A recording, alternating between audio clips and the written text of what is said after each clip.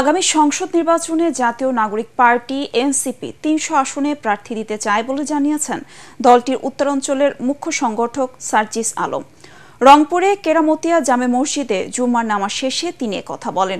এ সময় সার্জিস আরও বলেন, নাগরিক পার্টি সবেমাত্র আত্মপ্রকাশ করেছে। ৩০০ আসনে প্রার্থী দেওয়া চ্যালেঞ্জ হলেও তা মোকাবেলায় অভ্যস্ত এনসিপি। সংসদের ৩০০ আসনে সৎ এবং যোগ্য প্রার্থীদের মনোনয়ন দেওয়ার কথাও জানান তিনি।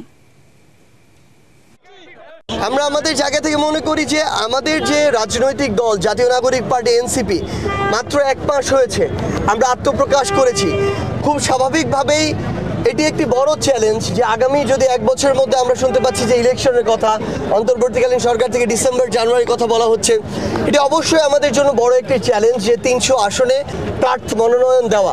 লক্ষ্য আমাদের ৩০০ আসন আমরা সর্বোচ্চ চেষ্টা করে যাব, তবে এটি বড় একটি চ্যালেঞ্জ এবং আমরা সেই চ্যালেঞ্জ নিতে প্রস্তুত।